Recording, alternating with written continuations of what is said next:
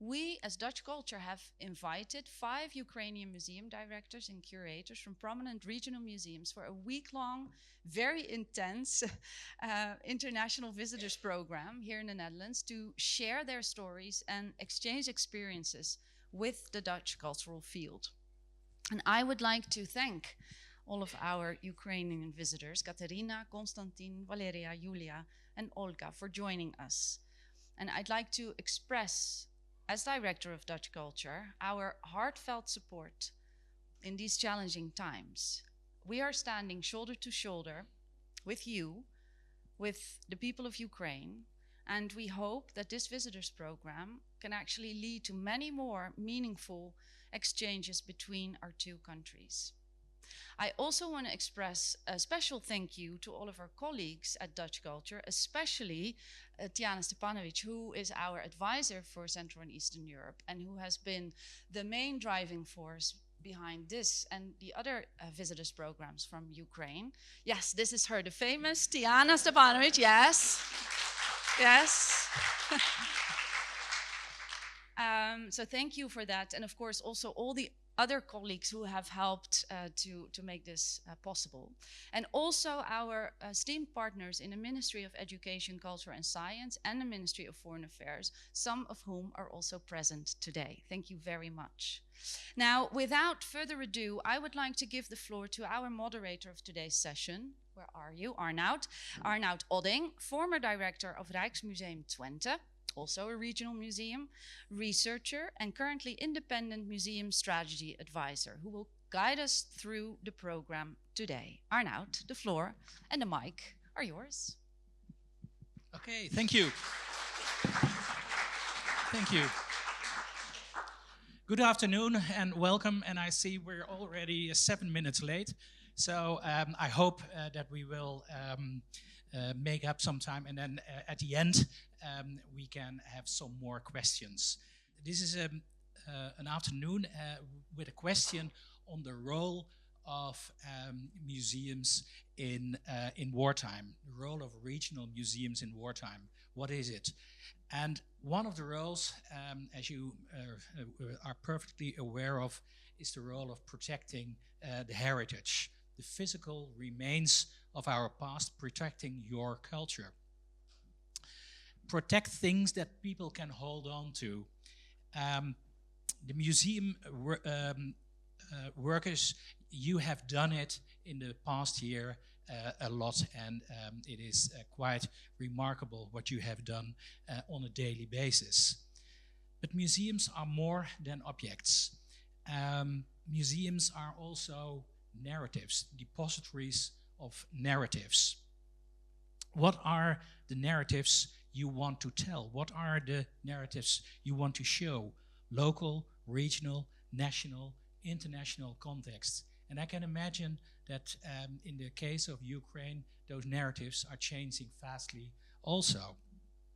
So museums are also about rethinking one's identity, also on a national and a regional scale. And if you look at Ukrainian history, if there's one history of a country which is complex, I think it is the Ukrainian history. In the name, Ukraine is also the name of borderland, and that also tells you that it is a country between big other countries, and you all have seen the consequences of this throughout the history. And then most museums are paid for by national, regional and local authorities. So museums in a way, they have two legs. One leg is in the world of politics and the world of the authorities. And the other leg is quite an independent function, a function in civil society. And balancing those two legs out can be quite hard, because you want to be independent, you want to be able to think critically, but not always this is possible. So that's one hard thing. It is 2 years since the full-scale invasion of Russia, and you learned to protect your heritage. You learned also to deal with losses. And every day you're learning how to deal with the complexity of life, and yet you keep on thinking, as I experienced last Monday, on thinking about the role of regional museums. And this afternoon we will have 5 professionals who face those dilemmas every day. You have to balance it every day, and one of the titles of the presentations is also "Despite All We Work." But we start with a keynote from Kateryna Chuyeva. Did I pronounce it right this time?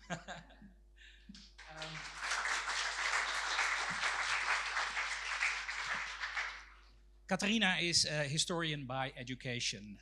She has over 23 years of museum experience when she worked at the Bogdan and Varvara Kanenko National Museum of Arts.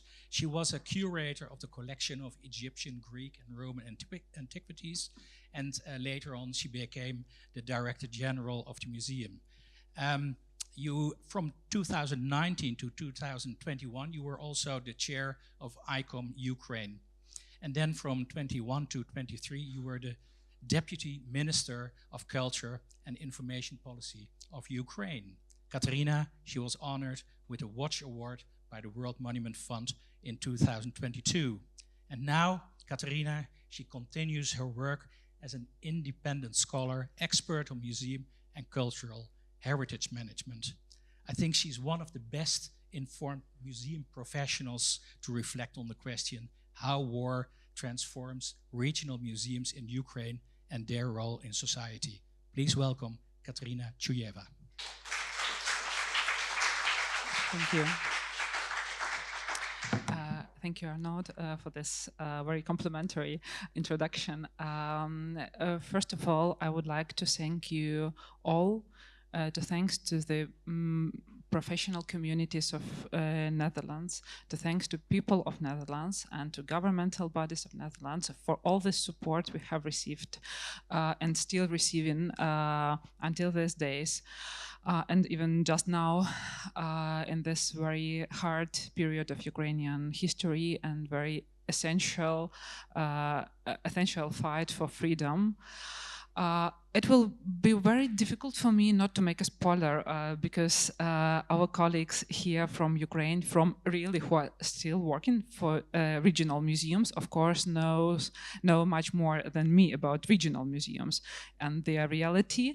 But I would like to make a kind of introduction. And what I realized, of course, that we had also researchers who would like to know more about what is happening in Ukraine and how it is connected with the whole European history and not only European history. So, and what we will see, let's say, in nearest future, because it's possible to make also some prognosis, sometimes optimistic, sometimes not. But we have to first look back to our past. And when I started to prepare this presentation, because we had different ideas to what we would like to, what about we would like to talk, and the idea of our study visit organized by DutchCulture was to invite colleagues from the regional museums and to match them also with colleagues from regional museums here to understand how it works, what we can improve, what things could be done even in our hard circumstances. We decided, of course, to talk about regional museums, and I understood that it is quite interesting topic. Even when we started to from definition, so what does it mean, regional museums itself? And in Ukraine, it could be a little bit different from other countries, and it dates back this definitions and this nuances dates back to our past. And what I would like to mention first, I will not, of course, I'm not able, unfortunately or fortunately, because it's too long, to make the course on the Ukrainian history to understand why and how these regional museums erased. But I will try to emphasize a few important moments which we could take in mind when we are thinking about museums in Ukraine, and not only about the cultural heritage, also in general. So first, it's our past as a colonized country.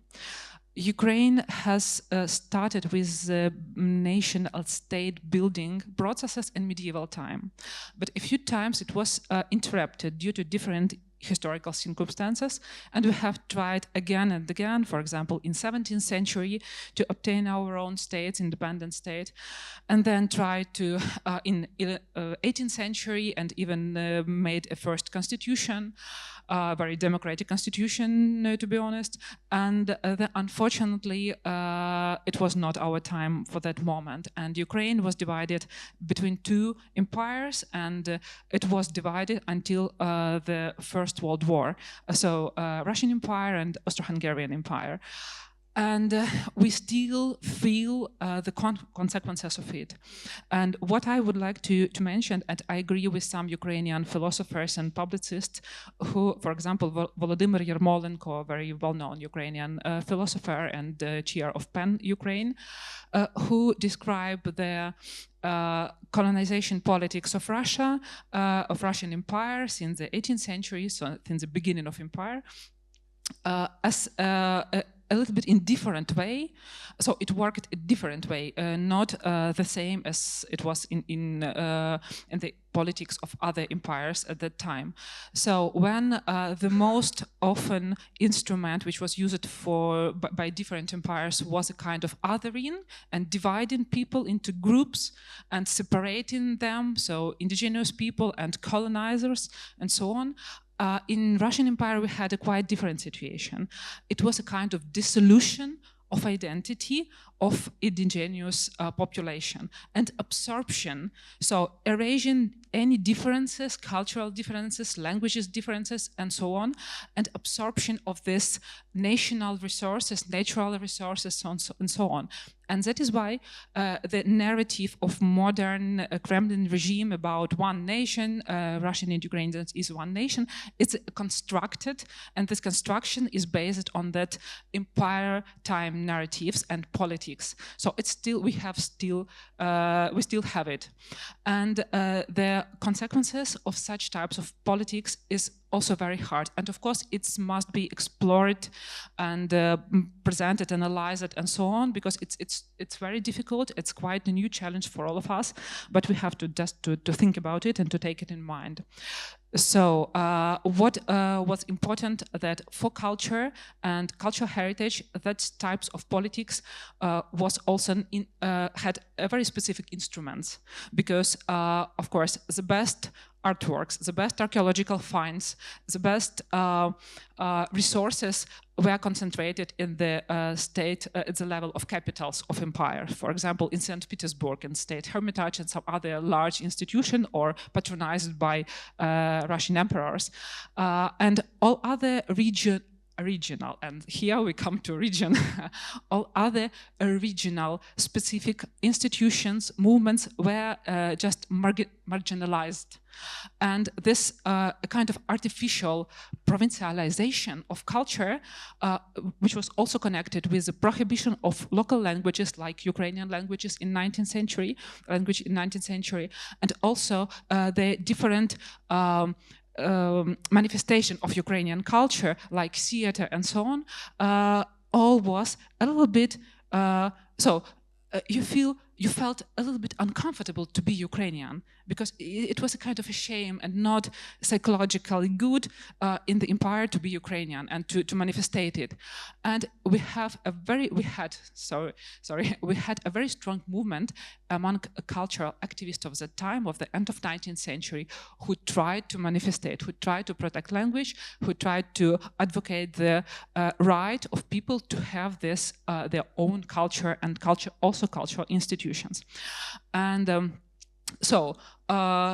regional at that time meant provincial, marginalized, and not local, because it is we also know the differences between provincial and local, and thanks to Tiana, because we also discussed it when preparing this meeting. And all the treasures, as we are talking about museums, all the treasure must be kept in the capital of empire and then in the capital of USSR. But what happened on the ground? The museum's history in Ukraine dates back to mainly to 19th century. But of course, we had a lot of private collections of documents, of artifacts, icons, and so on, even earlier, even in 17th and 18th century.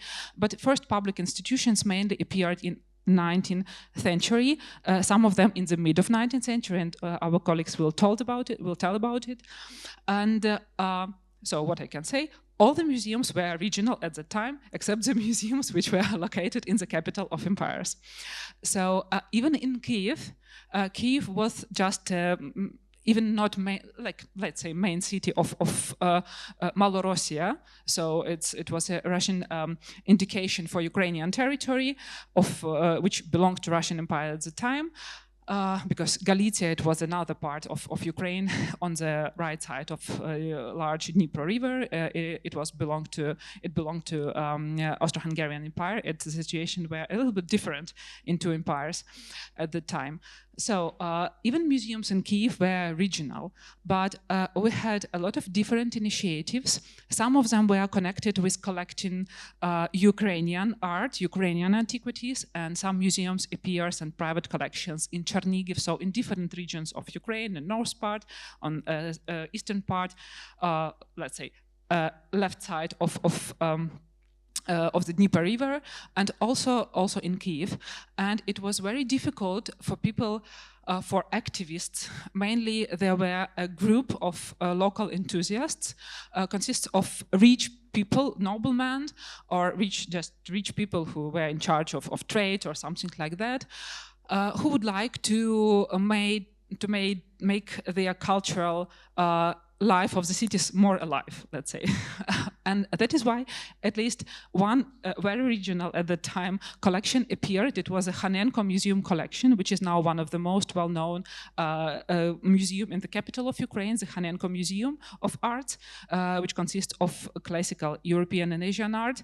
And you just see a photo from that time. It looks like almost typical European museums of this private collections of 19th century, like in Italy and other countries. So historicism, mixed collection from antiquity up to nowadays for them, so up to 19th century. And some of these private collections even were open for public from time to time, or Bogdan Khanenko, who was the founder of his private museum, also worked very hard to establish a first city museum in Kiev. And he was asked, he asked the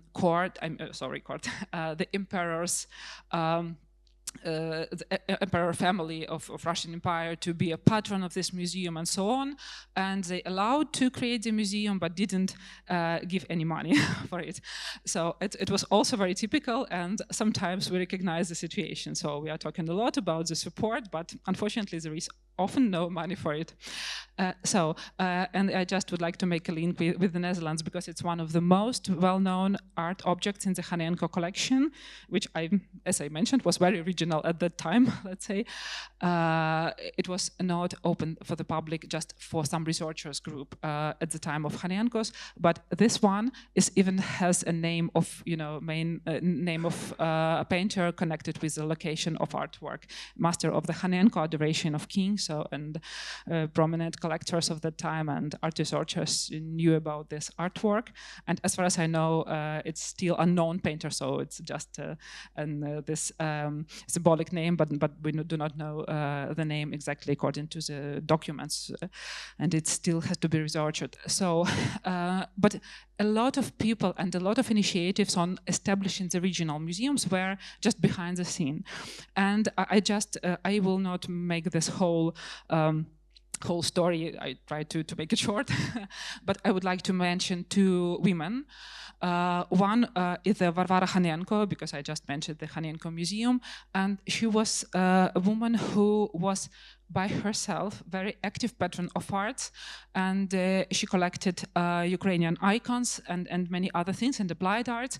And after the death of his husband, he had a numerous possibilities to leave the country, especially after the 1917, when the empire was destroyed and Bolsheviks started to establish their governments in different regions. She had such opportunities to take the collection and to emigrate, but she refused and she decided to stay in Kiev. And finally, she opened it. She made a gift to the National Academy of Science, and a museum was established. But then Bolshevik regimes decided to nationalize the collection. And I guess that it was only one possible scenario to save the collection in the building and as a whole, as a whole museum, like they would like to do as a collectors. So she also knew all the. So the last her days were very dramatic, because she even was not allowed to go to the museum, to her former rooms at the first floor of this wonderful mansion they built for the collection. So Kiev was not a capital at the time, because first Bolsheviks tried to avoid this historical heritage, and they established their government first in Kharkiv, and that is why we always discuss this first and second capitals and so on. It was also one of the myths of Soviet history, but we'll tell you about it maybe later.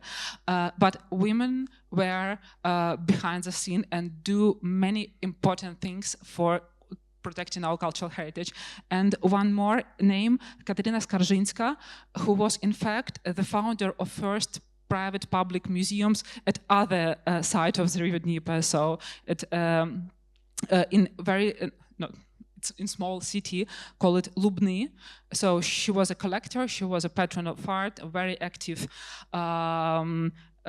activists, let's say, as we use modern words. Both these women, I just when I prepared the presentation, I just saw that they were born in the same year. It was also fascinating for me, and they died both with 10 years of difference. But they have a dramatic and very intensive life at the time, and they did a lot for cultural heritage and regional museums of Ukraine. So. To finalize this part of presentation, what does it mean to be a regional museum in Ukraine? First, of course, it's obvious, just the museum which is not in the capital but in the regions. And the second, that the large museums, it could be according to our architecture of management of cultural heritage. We have also the indication or definition of regional museums as a special status. So it's a large museums which are located in the central city of the region as an administrative unit, so a kind of province, and funded by regional council or administration. So it's also dates back to it's about Soviet time, because it's the next step of our history. And we still have this architecture as for now. And often regional museums are or have to take care about smaller museums in smaller city in this region. And my colleagues will tell about it, very important things.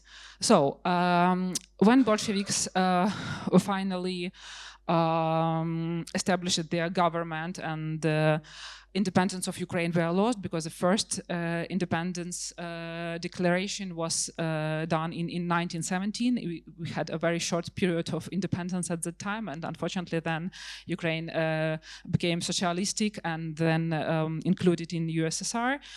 And of course, the politics in cultural heritage management changed completely. So what the new regime expected for? First, of course, they instrumentalized all the cultural institutions. So everything must be a kind of propaganda channel, and of course, it was a way of let's say Sovietization. I'm not sure that is proper word, but I cannot find them the more precise. So regime Sovietized all the people, all the societies through the different instruments, including culture and cultural heritage and museums. And it is one of the most well-known regional museum in Ukraine, located in Shepetivka. It's a more central and western part of Ukraine.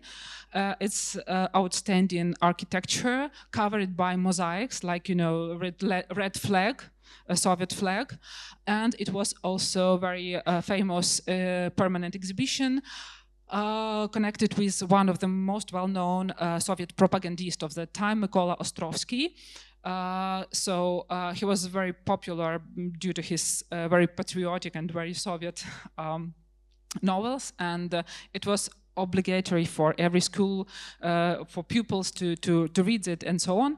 And of course, it was must visit for every Soviet pupil, and every school have to organize the visit to such types of the museums. And of course, all the things which we are normally connect with the museum profession, like producing of knowledge, people-oriented programs, critical thinking, and so on. So there was no place, of course, for all of it. No freedom, no critical thinking. So it was just a part of propagandistic education in Soviet times. And it was a huge tragedy for all museums in Ukraine, because we completely lost a lot of skills. And of course, for the collection and collection policies, it also was a very difficult period. I will tell also about these consequences later. So I try to see 5 minutes. Okay, very fast.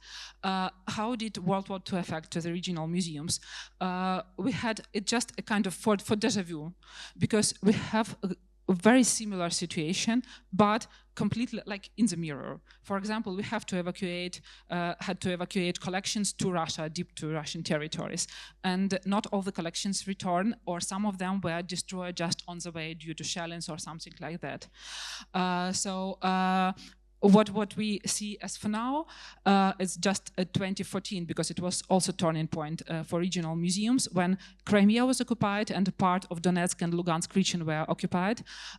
We had the same situation. So shelling started, museums were under fire, and we lost a lot of information because we have decentralized system of management and registration of collections, and we even do not know exactly what we have lost. Because, for example, documentation about Crimean museums stayed in Crimean museums. And only now we understood, and the case of Skythian Gold was very important, not only for Ukraine, but also for other countries, to understand how to register collection and what types of documentation and legal frame we need to protect heritage. So it also had, so 2014 is closely connected with nowadays, because the war started at that time. Maybe we didn't realize it, but it started at that time. And now we see just a full-scale invasion, but the origin is much more earlier, of course. At the time, regional museums started to transform, because in many Ukrainian cities, we can find now the temporary or even permanent exhibition connected or devoted to the people who tried to protect Ukraine at the time. So warriors who came to army just because they understood that they would like to protect the country. And so we have a lot of, it was not any orders or something like that. So museum and local people decided to do it by themselves and to save this memory about these situations and about the persons who did it. And also the second one important process is a decommunization. So you see it's a communist, how to say it, politicians and other representatives of regime, and the whole country dismantled the statues and so on, and some of them are stored now in the museums. And this photo was made in July of 2022, so they still collected at the time such types of documents. So the impact of war is obvious. Unfortunately, destruction and damages, and it's the most fresh statistics about the damages and losses of cultural heritage monuments and sites which were damaged, and also loss of the collection. And about loss, under the loss we mean that the collection was illegally removed by Russian administration or soldiers, or looted, because we also have different types of this impact on collections. And of course, the worst situation was in Kherson, where just after the almost immediately after the occupation, Russian administrations came to the museum and they started to remove the collections and to transport the collections very fast. So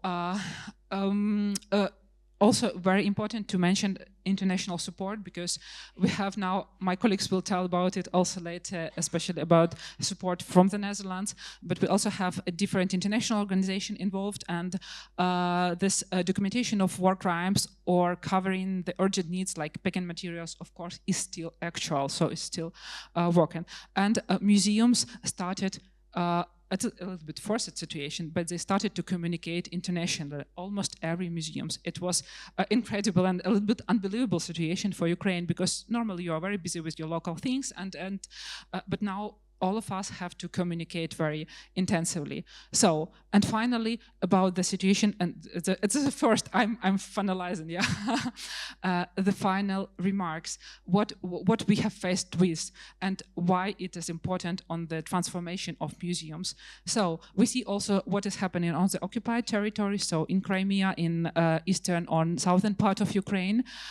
We saw the same things, I've described it a little bit earlier, against instrumentalization of cultural institutions and using the museums to promote the idea of belonging to Russia, and so on and so on. The prohibition of Ukrainian language. So completely the same instruments which were used in decades before, in time of USSR or Russian Empire. So it's just a kind of also déjà vu, and this word, I guess, one of the most popular between us, because it's just, you saw something like that in the books, at least in the books, but also, unfortunately, we faced with it now. And we have, of course, a new types of museum building, which provided by Russian Ministry of Defense. So they curated the establishment of museums and new museum premises at the occupied territory, which is also a significant detail. And of course, all this, information is from open sources, so it's monitored by our colleagues every time, and we have a lot of this data. How it's changed and what kind of instruments they are used. So we understand that we will have a lot of work anyway. And of course, when we're talking about regional museums, for the moment, I will not make a spoiler again of the presentation of my colleagues, because they do a fantastic job on sites. I would like just to mention the museum which is not presented. It was not possible for director to come, unfortunately, in the last minute. That is why I decided to talk about it. It's a Chernihiv museum. It's a northern part of Ukraine, and during the first months of the war, of the full-scale invasion in 2022, Chernihiv was under unbelievable shellings and almost cut from the rest of the territory of Ukraine. So it was even very dangerous for people to leave the city, but it was also difficult to even to go to buy bread or something like that, because the shelling started and a lot of people died just on the streets. It was an awful situation, and unfortunately also some volunteers initiative were killed. Volunteers who tried to help the city were killed on the way, and so on. So it was very tragic moment of our history at that time. And we had a museum, the regional museum, historical museum in Chernihiv, named after a very well-known Ukrainian collector of 19th century, Vasil Tarnovsky. And the team of this museum stayed inside the museum, and they started to help also local people, because museum has a very deep basement, and they started to help and to let's say to collect people who need some support, and they simply lived in this basement and cooked together. They have one woman with a newly born baby and so on, and some elderly people. And the community museum started to function as a community center.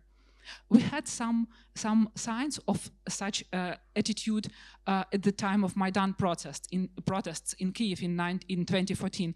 But now it was very obvious. The role of museum became obvious. They protected the collection because they dismantled the exhibitions and so on, but also they worked with people. And here is the previous director of the museum, Sergei Laevsky, who is cleaning the room after the shelling, the room of the museum. And you can see that some partly exhibits are dismantled, and also member of his team as well other colleagues from museum field. They are trying to support armed forces, so they do some things like weaving the camouflage nets for the front, for fire line, and so on. So it was crucial thing which arose in 2022, and we saw that museums are much more important than places for. And my final slide. What changed? Museum started immediately, of course, with protection of collection. I'm sorry, I'm afraid I didn't mention some, just 1 second. So relocation of museums, which started from the regions in 2014, of course, unfortunately took place also in 2022. And some of regional museums were relocated twice. For example, from Donetsk to Donetsk region, and now from Donetsk region to Lviv or to Kyiv. Protection, evacuation, and rescue operation about collections. Our colleagues will tell about it. And resilience and resistance I try to describe. And so the next one is mass digitalization, because we understood that the digital data is quite and extremely important. So, of course, we have limited resources and it's still in progress, but we will have a huge amount of data about the Ukrainian museum collections. Centers, museum as a centers of safety and support for local communities, which is also obvious, and my colleagues also will tell about the programs for veterans and for people who were forced to leave their home and their cities inside of country. So collecting of the testimonies and artifacts of war, it's also a very important point, which started in 2014, but now it's extremely important because also these types of data could be used later after the war, not only in the museums, but also for wider processes, maybe with International Criminal Court. And so we have a lot of contemporary arts in museum. We have never had a lot of contemporary arts. Everybody was, classical museums sometimes avoid a little bit of this topic. They could work with local artists and so on, but we have a kind of bloom or flourishing of experimental projects with contemporary art in museums, because the permanent exhibitions are dismantled, collections are hidden or evacuated. So it's a time for research, experiment, digitalization, and working with community from time to time. And unfortunately, in this tragic situation, this possibility to see who is your community, what are the needs of the community is the questions we arised. And of course, cultural diplomacy, and I hope you have a chance or will have a chance also to see exhibitions from Ukrainian museums here until the end of the war, and I hope also after the war. So some new keywords to think about the role of the regional museums. And I finish. I would like to transfer the microphone to my colleagues. Thank you very much.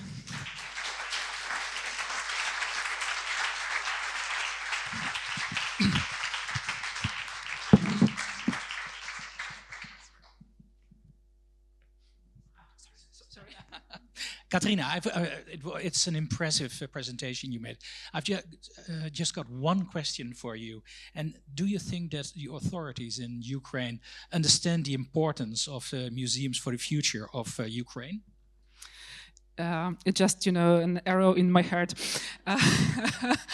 Because as a former representative of the government, of course, I was in charge of very delicate processes of evacuation of collections or management of heritage sites in the situation when the whole country was not in fact ready for it, because we expected that it could be some conflict, armed conflict, for example, in the Donbas region, so somewhere in that part, but nobody expected that we will wake up one day because Kiev is under missiles attacks, and we didn't have a proper, and unfortunately other cities still do not have proper air defense systems, because Patriot system, which is extremely effective, are not so widespread in Ukraine, and we need this support, unfortunately, very much, because safe air means safety for all of us. And of course, we started immediately to evacuate collections and so on, but it was very difficult because, of course, the government was focused for defense needs first, and also international community also was focused on this support. And culture, it is very risky to have such situation, because culture and cultural heritage very often could be out of list of priorities, and we as a professionals, we must have a very strong voice to tell about it, and also to be ready to be responsible for some decisions by ourselves. So we tried to do our best in the situation without any resources and any proper preparations, unfortunately, and up to 500,000 of objects were evacuated from different regions, but the process, unfortunately, is still going on. So it's not a I guess it will be a challenge for this cabinet of ministry or next governments, how to reorganize the cultural heritage management system to give more protection. It's not easy when the whole territory of country is under attack. And also, what is very important, the situation is quite different from the Second World War. Of course, missiles are much more powerful, and all the types of evacuation or hidden of collections which were used or comfortable at that time, it's almost impossible. It's very difficult to do it now, and that is why we have to think to find new ways how to protect it and how to organize our own work, I mean at institutional level. So it's a time for very difficult decisions and for hard experiments. Yeah. Okay, thank you very, very much. Exhibitions in the underground, concerts on stairs, being a humanitarian hub, saved from the mortar shelling. In the next presentation, Dr. Valeria Lavrenko will tell us more about some unusual experiences of the Dmytro Yavornitsky Dnipro National Historical Museum, a long name. Valeria is the Deputy Director of Research at the museum in Dnipro. She is a specialist on the history of 20th century art and contemporary history. At the museum, she develops its research programs, and she holds her position at the museum since 2019, I think. Sorry. Okay, doesn't matter. Valeria, furthermore, has a wide experience as an associate professor at the Dnipro National University, as a manager of professional scientific networks and a promoter of science. The floor is yours. Thank you very much. Thank you.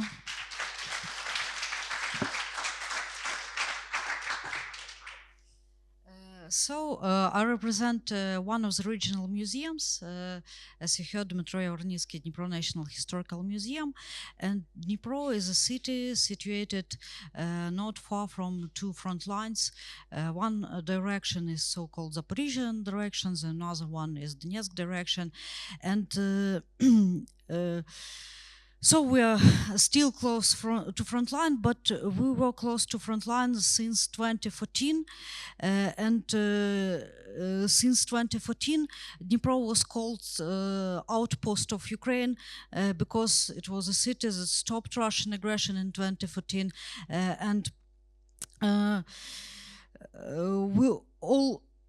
We knew what is war. We had a part of museum dedicated to the anti-terroristic operation or operation of United Armed Forces, and we were aware of how war works. But were we aware for full-scale aggression? I think not. February 24th, 2022 completely changed the life of our museum. We dismantled a huge exhibition, permanent exhibition of our 30,000 objects over 2 days. On the 24th of February 2022, administration, management of museum told everybody of employees not to go to the museum. But when it was 8 o'clock and I came to the museum, I see practically all my employees on their working places, and they came to do their best to save the collection, and this is how it worked, and you see here a lot of people of older age, a lot of people, a lot of women, and we at those times perceived that we are one collective, we are united, and so on, so on. As I told you, we had a huge exhibition devoted to the anti-terroristic operation outside, and this exhibition could be perceived as a legal target, legal aim by the Russians, and they wrote this information in their Telegram channels, so they want to shell this location. And at the beginning of the full-scale aggression, we didn't know what the threats will be. We thought that Russian planes will be more active. Of course, it's a great luck that they are not, so we try to disguise our external exhibition of military equipment so it could not be perceived by the aviation as a legal military objective. We also try to protect our external collection with the sandbags. Our museum has one of the biggest in Europe collection of stone sculptures. They are dating back to the Bronze Age, to the early Iron Age, and to the medieval period. And on the 26th of February, a lot of people, a lot of our community came from all over the city to help with the protection of these masterpieces of nomadic of art of nomadic peoples. And here you see the first days of war, and then the Kevlar constructions were created among these sculptures. And here you see that today we try to make these Kevlar constructions also the artistic objects, and here are people connected with the protection of museum collections of the first days of war, working on these artistic objects. Thanks to international humanitarian aid, we were able to pack the collection properly, and this guy is from Netherlands. In 2023, we didn't have central heating because of Russian missile attacks, and it was very helpful to have enough temperature in our depositories. And from the first days of war, the museum turned into a headquarters for providing humanitarian aid to internally displaced persons. After Ukraine lost two cities, Lysychansk and Severodonetsk, there were a lot of people coming to Dnipro, nearly 600,000 of them.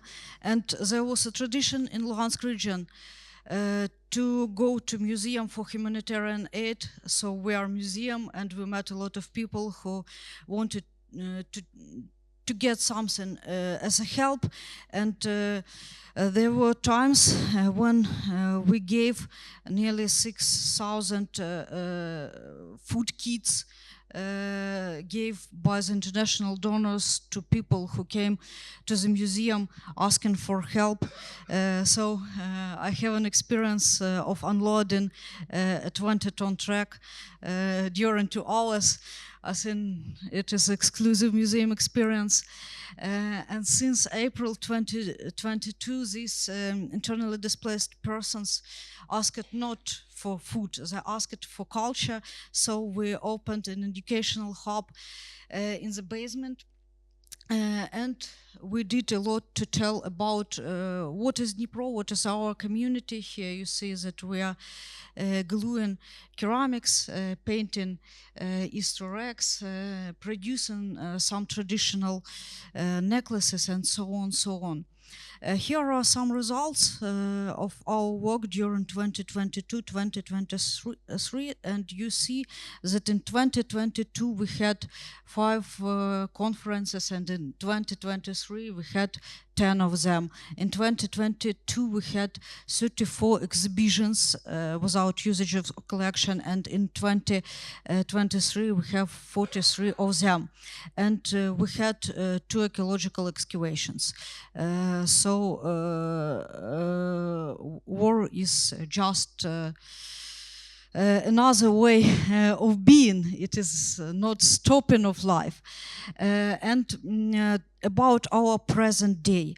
In 2023, our local brigade, 128th Brigade of Territorial Defense, stopped in Donetsk region in Velika Novosilka, and they perceived local babas, we call such a way stone sculptures as cultural heritage, and they decided to protect this cultural heritage. So first attempt was done by this man. This is Dmytro Romanchuk. He is my employee, and now he's fighting in this brigade. And after that, the soldiers of this brigade evacuated 10 stone babas from the war zone to our museum. They're temporary in our museum. Most of them are damaged by the mortars, Russian mortars, and it is they are very in need in restoration. They are very in need in protection, because nowadays they are outdoors. They are not on the mortar shelling, but they are outdoors because we have no enough basements, enough depositories. We also digitalized a lot.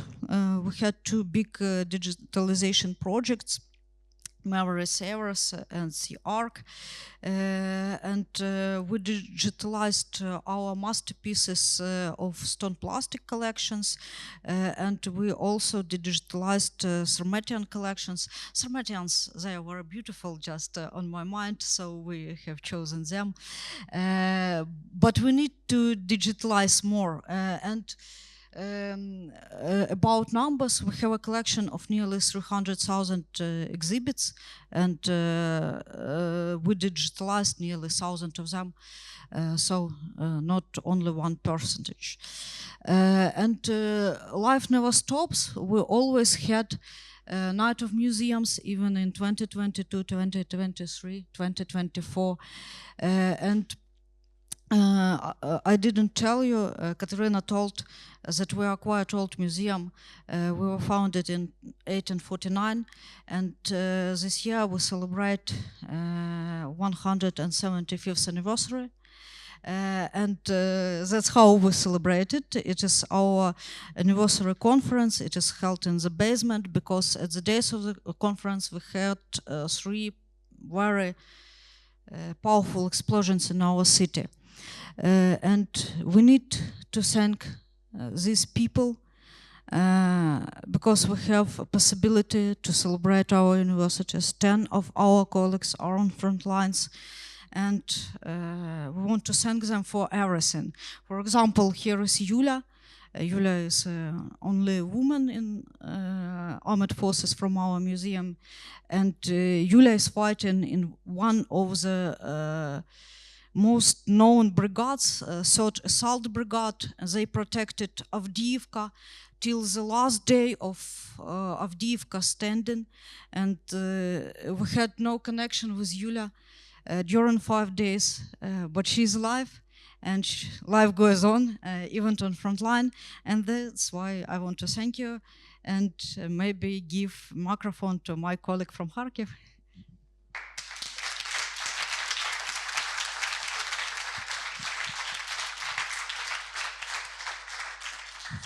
Thank you so much, Valeria. The Mykola Sumtsov Kharkiv Historical Museum is one of the largest museums in Ukraine. It holds more than 330,000 artifacts of national and worldwide significance, representing Ukrainian history and culture. Today, Kostiantyn Dubin, head of the exhibition department, will tell us about the impact of the war on the museum practices. Kostiantyn Dubin is a senior researcher at the museum, and he's a specialist on 20th and 21st century history. Kostiantyn has been working in the museum for 10 years now for the exhibition department as a curator of exhibitions and a guide. Please welcome Kostiantyn Dubin.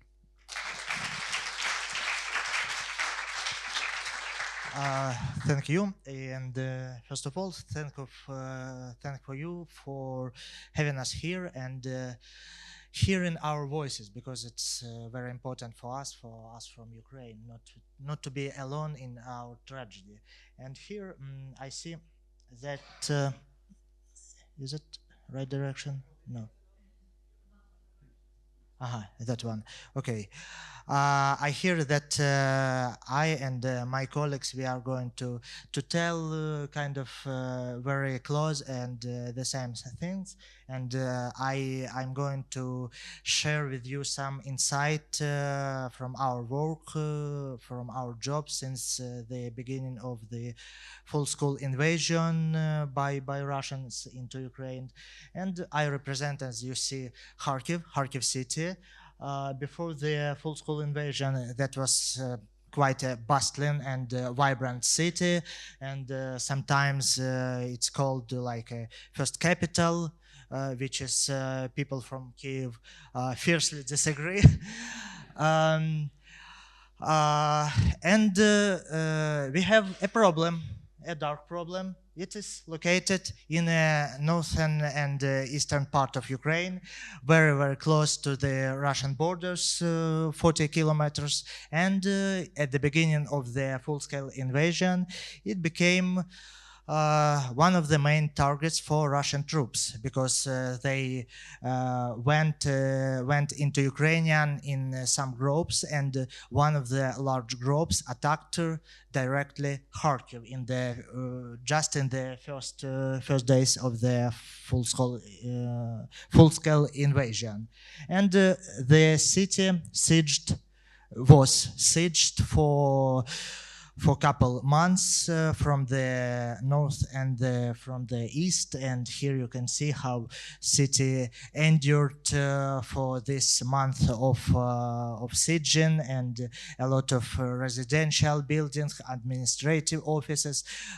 building of cultural heritage were heavily damaged. And here you can see how whole districts where people live were just destroyed. And for my, by the way, forget about that,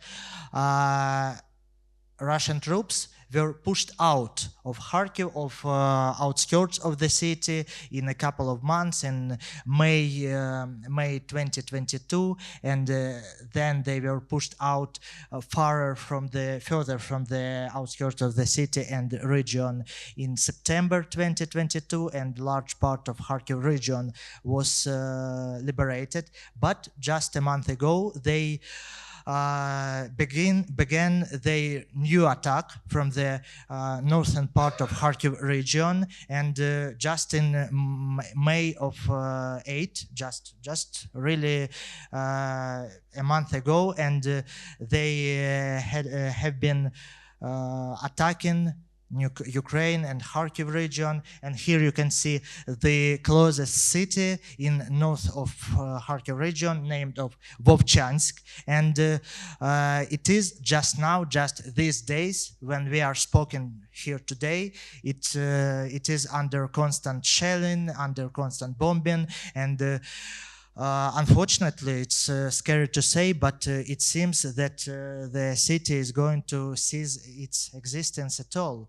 What happened already in Donetsk region with some cities like towns like Bakhmut, the same thing can happen with Vovchansk and Kharkiv region, and if they continue to go further and closer to Kharkiv in some weeks, month, I don't know about time, but they will give the possibility to attack Kharkiv from artillery and make a new destroying in the city of Kharkiv. Here you can see how museum employees, my colleagues and me, endured the first weeks of the war, and here you can see a lot of men.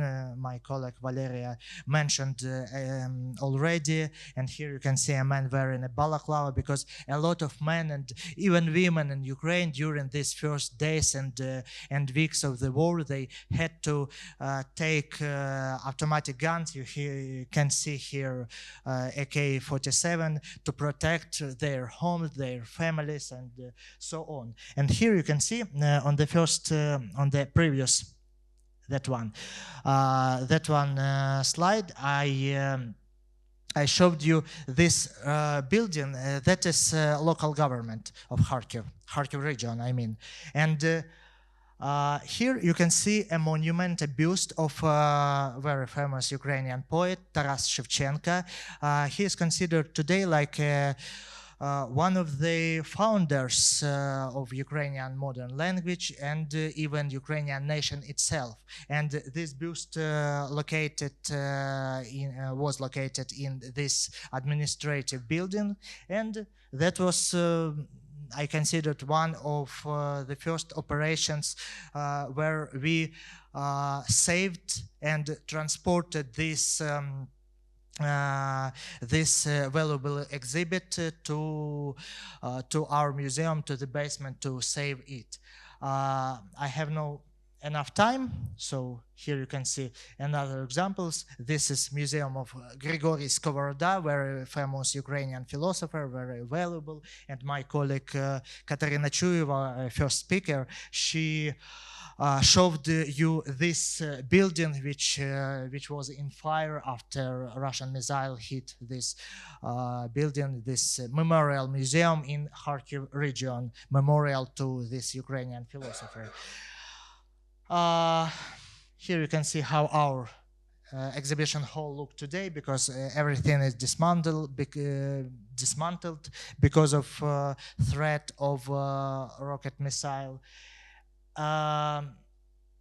No need some explanation, right, for Ukrainian soldiers. What I want to tell you more about our activity related to our community and our visitors, because Kharkiv is a constant threat of missiles. We can't open our doors for our museums because we are closed now, but we try to continue this job, this activity. And here you can see opening one of our exhibitions, so-called travel and mobile exhibitions, and pay attention, that was done in the shelter, because we can't gather people in unsafe places. And specifically this mobile exhibition was called State of Heroes. And that was about civilians. Not, of course, we talk a lot in Ukraine about our army, our military forces, how they defend Ukraine. But here we wanted to pay attention on our civilians who contributed in defending Ukraine in the very first days and worst weeks of the war. Here you can see, for example, this man, he was a photographer, and in the very first weeks of the war, he was running around the city, and when some area or some building or something in the city was hit by Russian rocket, which meant everywhere and every day, and sometimes in a day he rushed in this place to document it, to film it, and then he uploaded all this information into the internet and shared this information with worldwide mass media. And if you saw something from Kharkiv, some footages from Kharkiv, there is a quite high possibility that you saw footages of this man who shared information, because in our time the information is a weapon. Yeah, we know about some mental war, about some information war, and so on. And he done something like, how we can relate it, resemble what victims of Second World War, like Anna Frank, she documented what was going through the Nazis' atrocities and what was going under Nazis' occupation. And this man has been doing the same for a war in Ukraine. And we have another young girl, teenager, who joined the ambulance squad in the first days of the war and saved us. And my colleague, she's in head of collection in my museum, and she denied to leave the building of museum and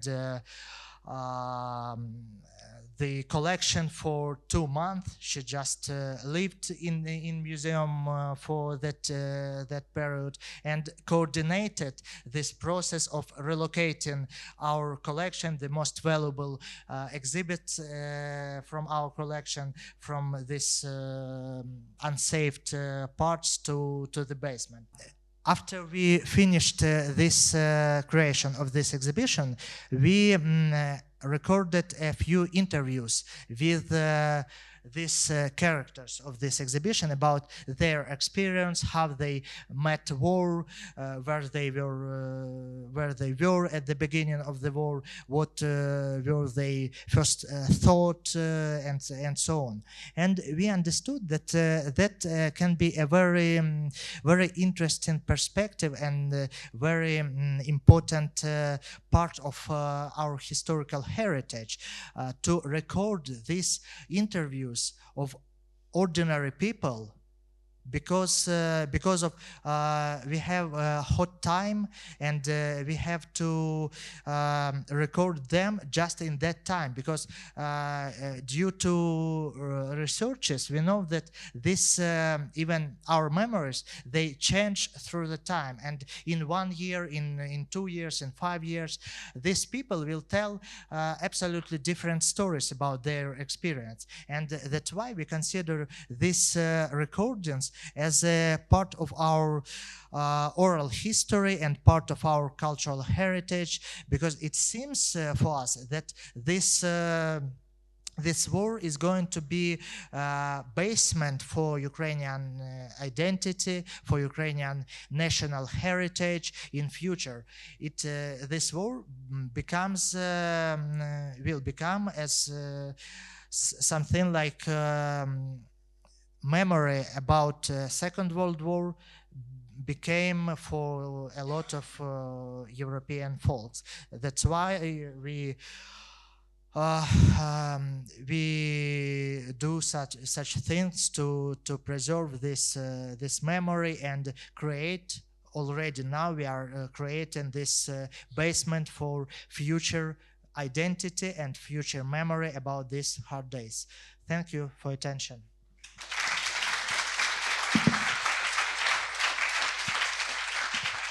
Thank you. Thank you, Kostiantyn.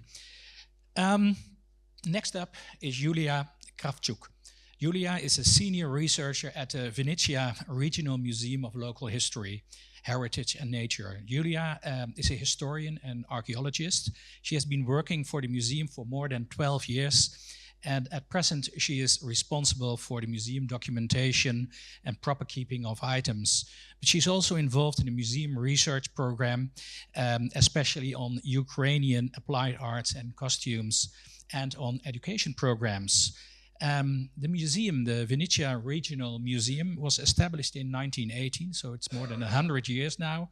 It's one of the largest museums in Vinnytsia, and it is situated within a beautiful, large historical and architectural complex dating back to the 17th and 18th centuries. Please welcome Yuliia Kravchuk.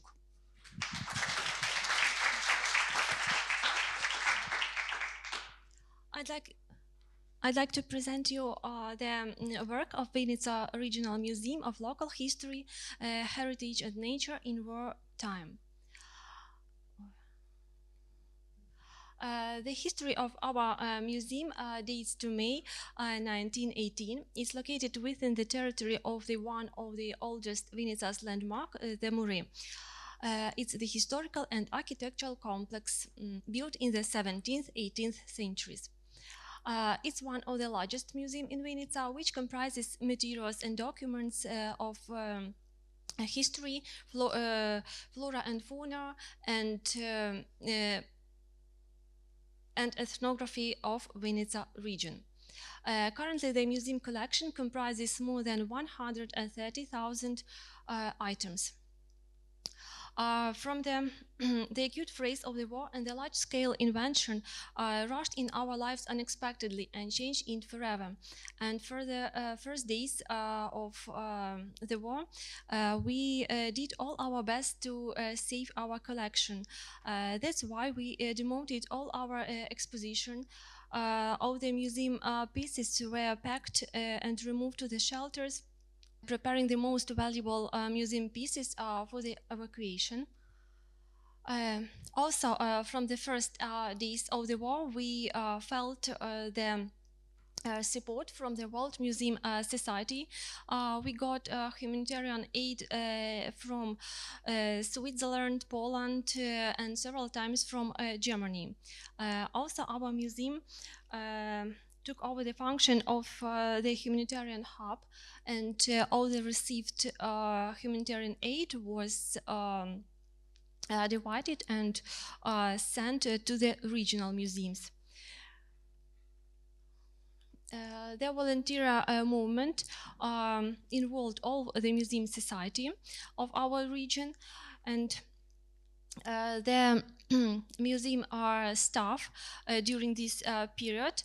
Museum staff made more than 400 camouflage nests and about 150 camouflage suits for the request of our soldiers.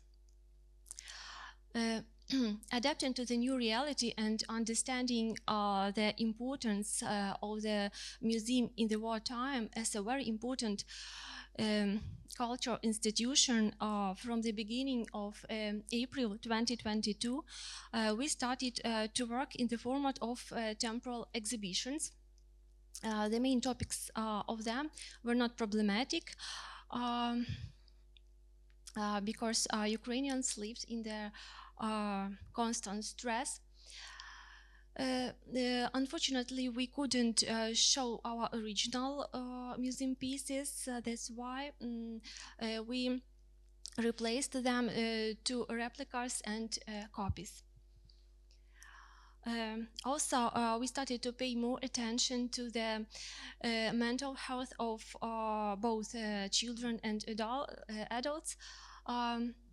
That's why a lot of master classes and excursions were provided to the Ukrainians, where they could escape from the reality and make something by their hands.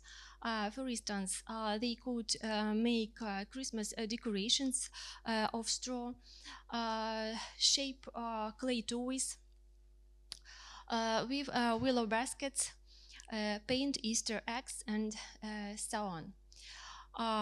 Moreover, several charity style exhibitions with the cooperation of our local craftsmen and children of creative clubs were provided in our museum.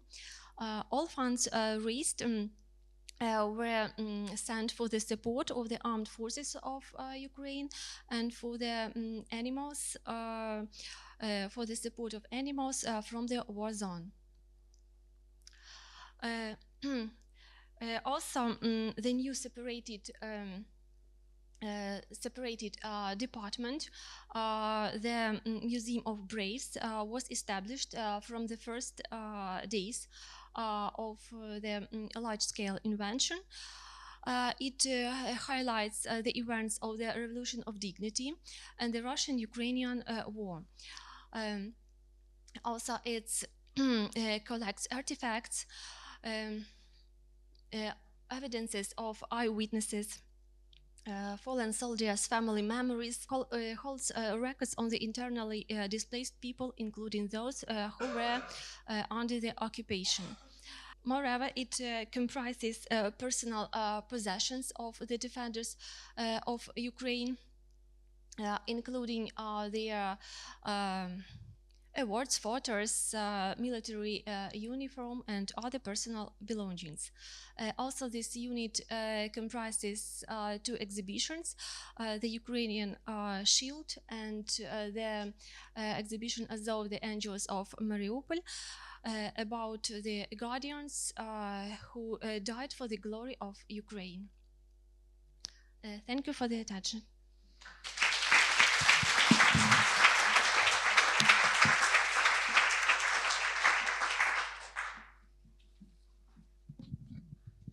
Thank you, Yuliia.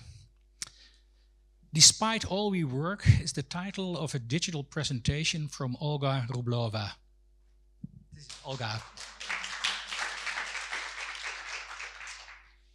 Olga is a senior researcher at the Odessa Regional History Museum. She has a master's degree in physics. But since 2018, you have devoted yourself to the museum field. And now you're involved in different aspects of the museum, from the design of exhibitions to workshops for children, from the assistance with the digitization of the museum collection to the translation of text for the different museum projects. The Odessa Museum is also a really large regional museum, and it includes about 120,000 exhibits. It's considered one of the best museums in Ukraine. You have prepared a digital presentation, and I think that the digital presentation can start running now.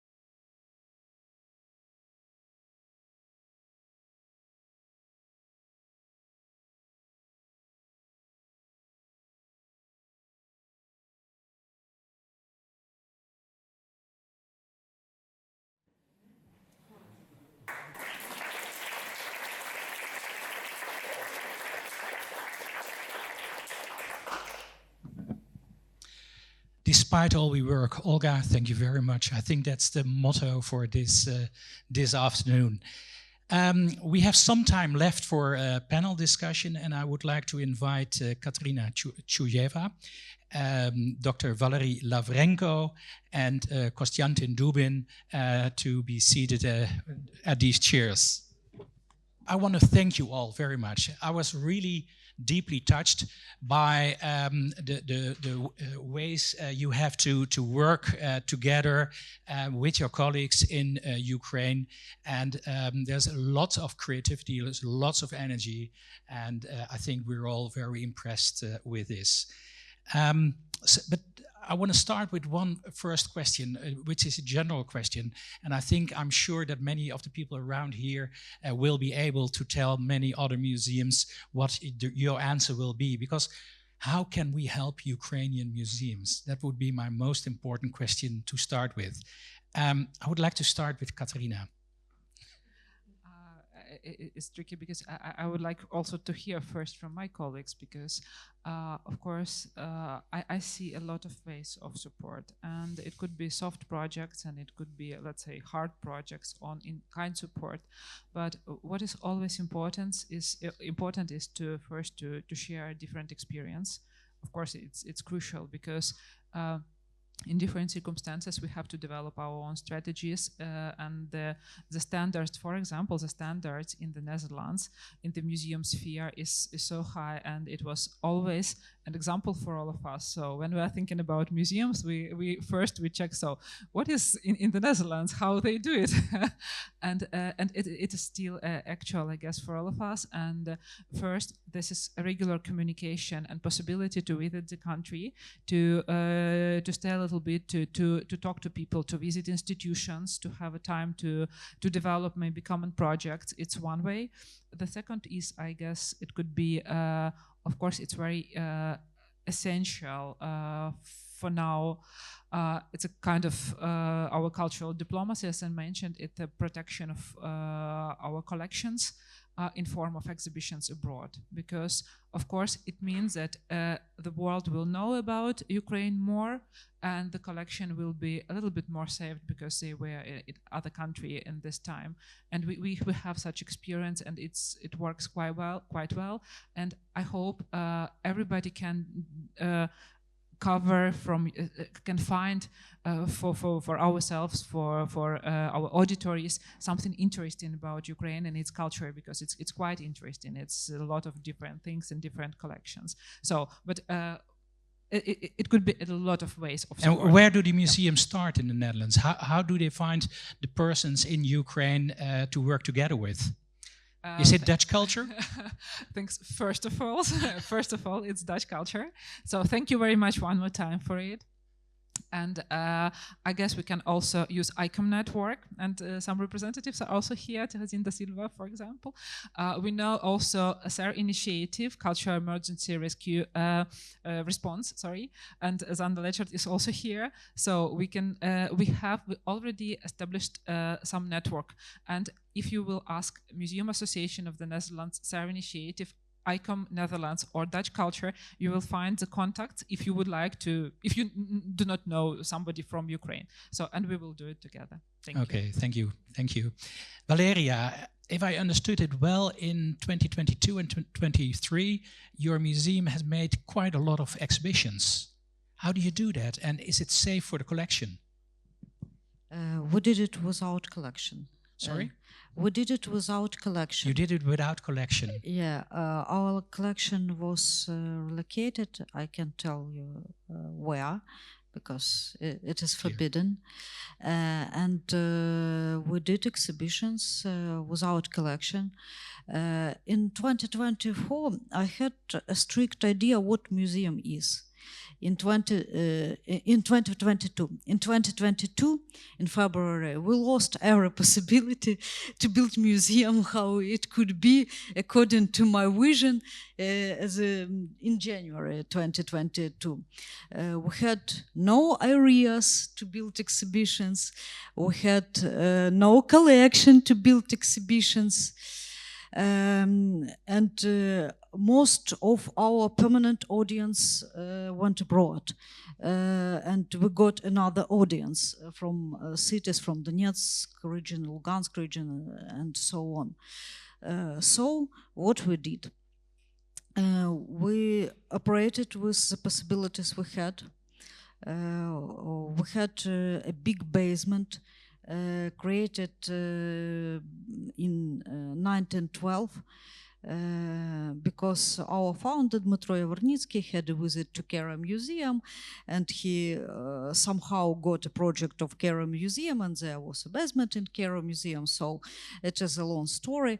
And in this basement we created an educational hub and created some areas for exhibitions. And what was these exhibitions? They were first of all, materials got from ecological excavations. We had explored the Alan settlement dating back to the 17th, 18th centuries in 2022, and we discovered Cossack monastery dating back to the 17th, 18th century in 2023. So we had this as not part of collection, but these materials without restoration, and we used them.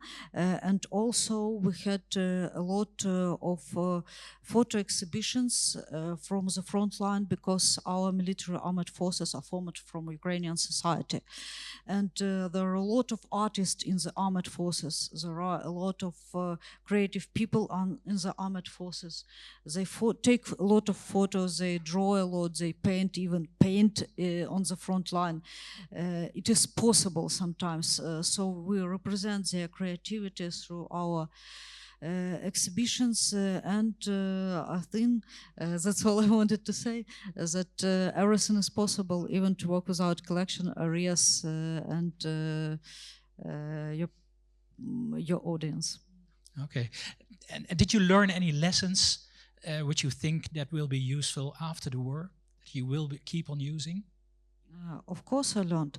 I had before 2022. We were not ready for such a communication with our community. We thought that our community is ready to fight with the museum, because they always had their own opinion how to preserve, how to show, what to show, and so on and so on.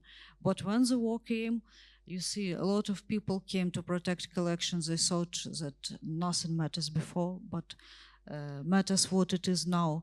And I understood that we are strong together, and it is the main lesson for me. So the museum is much more of the community as a whole? Of course. Yeah, okay. Thank you very much. Kostiantyn, did I understand it well that your museum also has helped smaller museums in the region to evacuate? Can you tell something more about this? Yeah, right. We consider ourselves not only since beginning of the war, but before too, as a museum center of the region, and we provide some consultation and some different kinds of helps to another smaller museums. So that's why, of course, we couldn't stay aside of problems of museum on the front line and just see how their collections and heritage just dies. Of course, sometimes there is problems with evacuating of this collection because of I don't know, some kinds of willingness of these people, because some local museum workers don't want, even under these circumstances, don't want to give up their collections, and they catch them, because you know that cultural people are very stick to their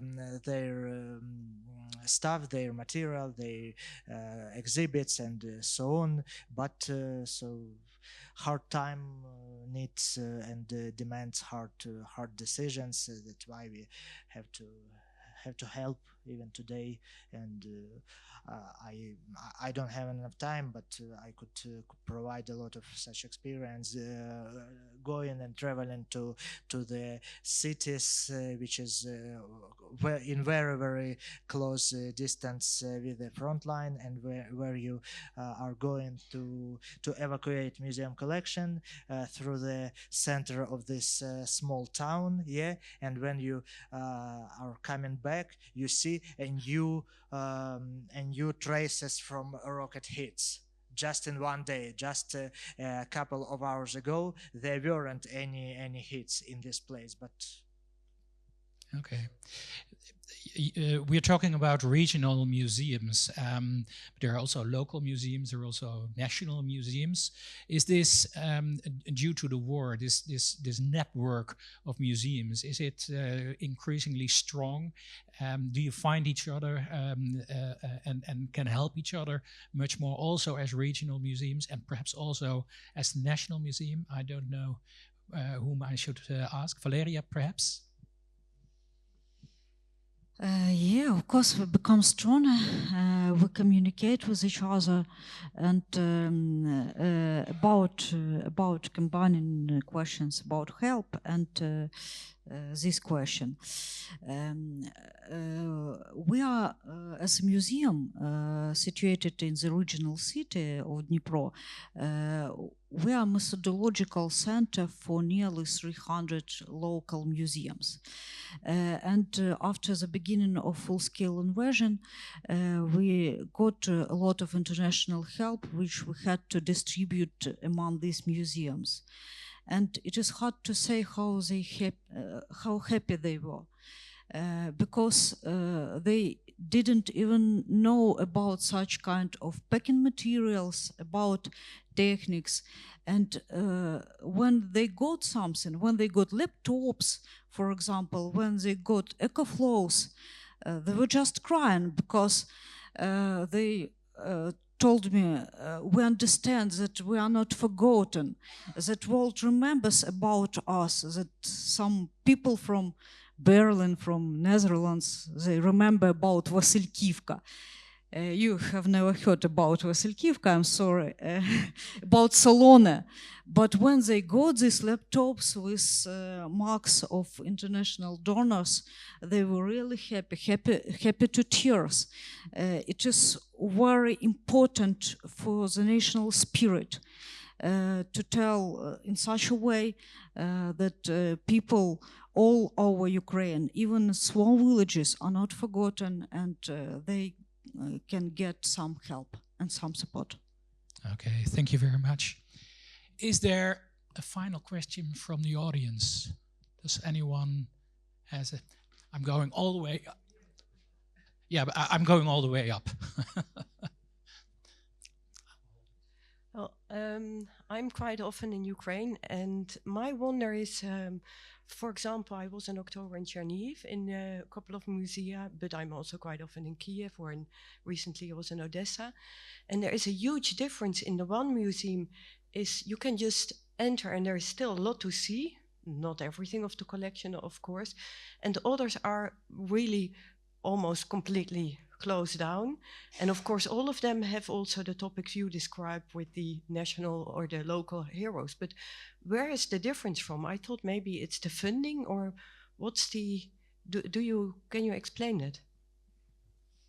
So did you understand correctly? It's about why some museums are still open and some are completely closed, or?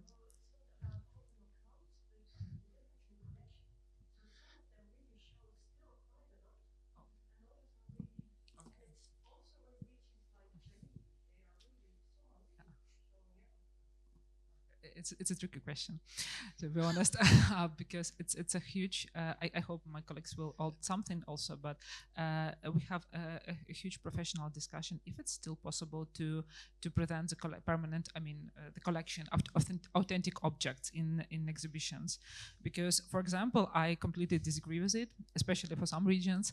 But even in times of in 2022 and in 2023, when the request from society became very clear that people need the museums.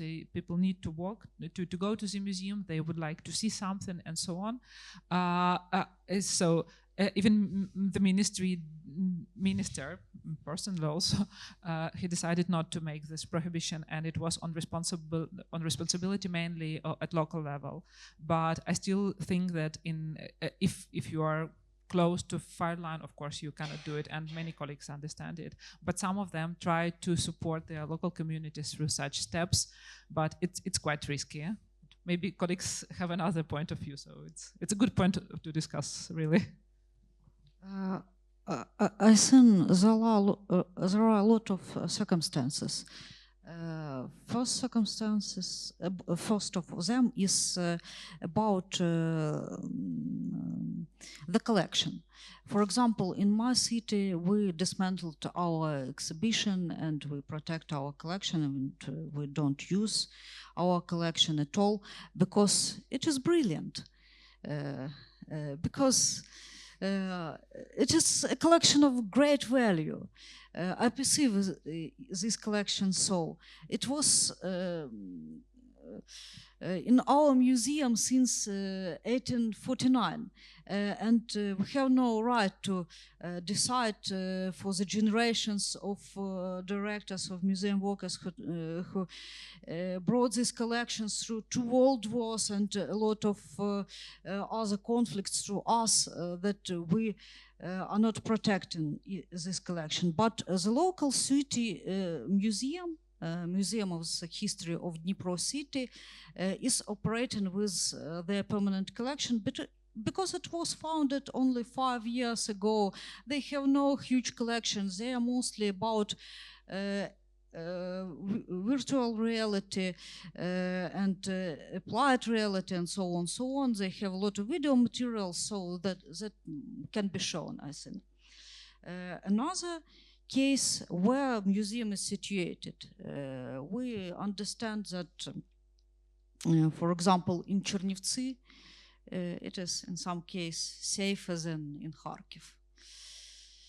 And about using of permanent collection, the another who influence this thing is local authorities.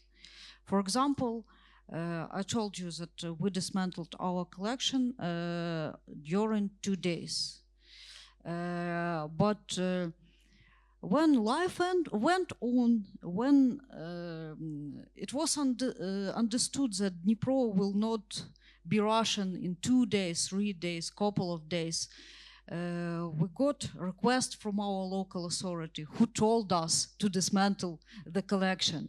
And it was very rude request. They told us that we'll have problems because we did it according to our own vision and not according to their orders. So you see, there are different factors. But if I mention just a small, so you did it completely correctly because you did it according to Ukrainian legislation. It's a question to authorities why they told us about that you could have a problem and who told you, because you did it correctly, right? Thanks.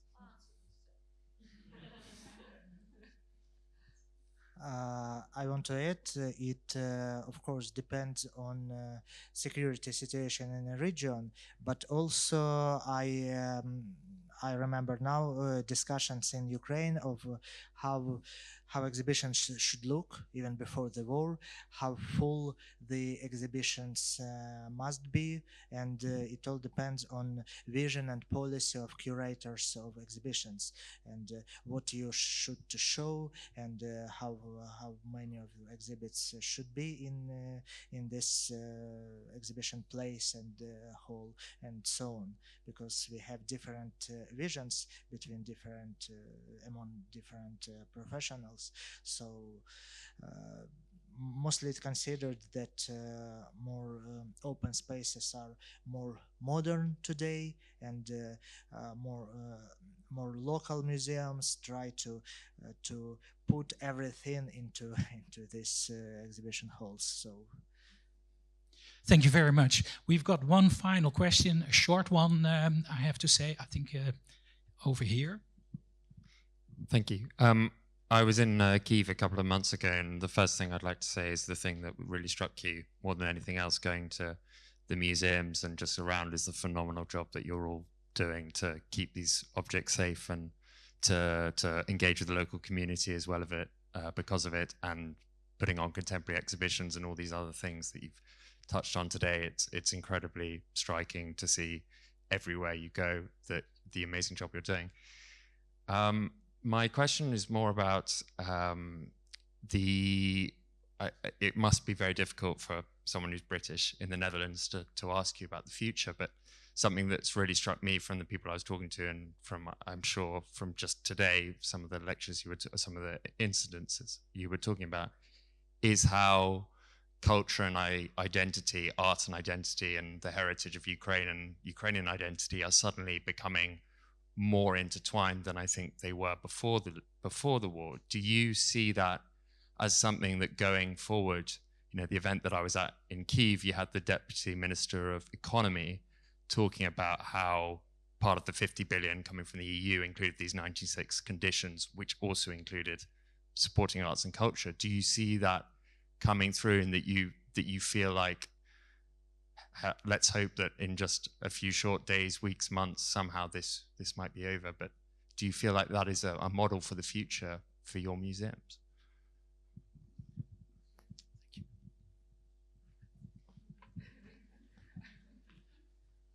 I don't know, really quite difficult. I didn't speculate about it before, so can't say now, just for a moment.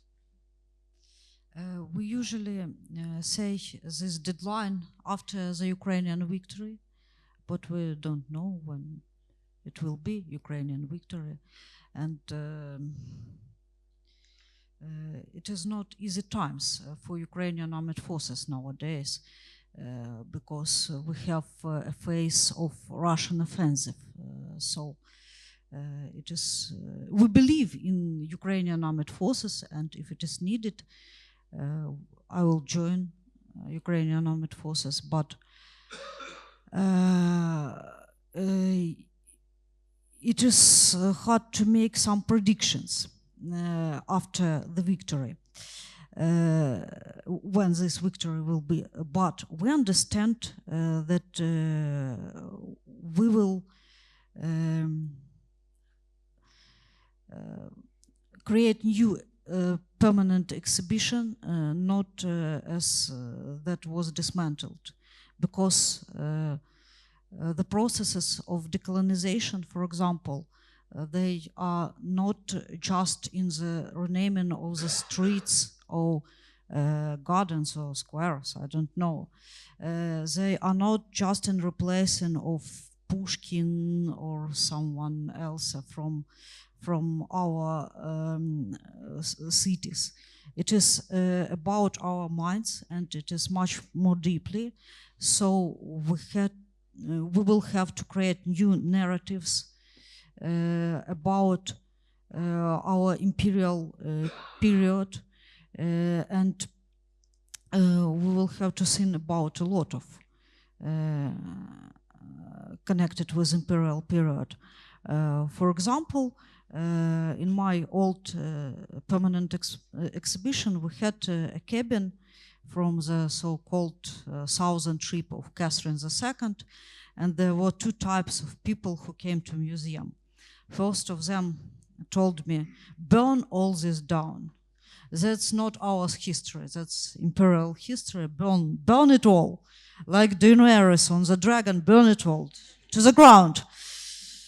Another group of people came here and asked, tell us this love story about Catherine II and Potemkin just in this cabin.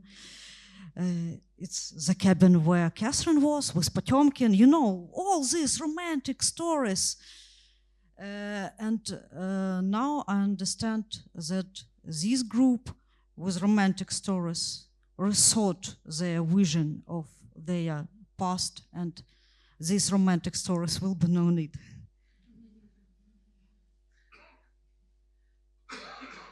Okay, thank you very much.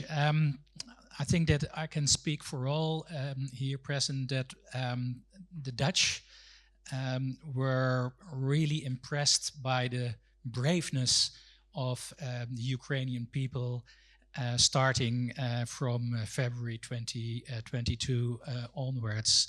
It is unimaginable what has happened in the meantime. It's just not just brave, it is also really creative and resilient. And I want to applaud all of you for behaving in this way and being also so open-minded, trying not to fall for the propagandistic side of things which would be so easy to fall into. So I think that's really special. So I want to thank Kateryna, Valeria, Kostiantyn, Yuliia, and Olga, and a warm applause for all of them.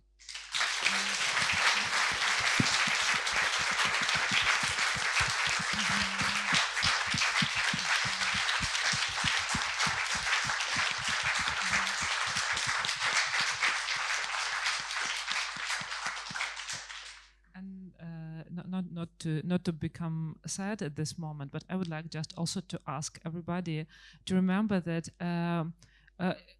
we are here thanks to people who went to army, who decided to protect the country, and unfortunately we also have a number of lost. So we lost our colleagues who went to army in previous 2 years, and at least so a few colleagues from regional museums already were killed at the fire line, and one of director of small regional museum in Chernihiv region also was killed. So we are, I guess, all of us as a community, national and both international community, are very responsible also for their memories and for the protection of this collection and for the proper action, let's say, ethical and operating in an ethical manner and professional manner, because we have so high price paid for the possibility to be alive and to be there and to work with our museums and community. So just think also about it, because there are a lot of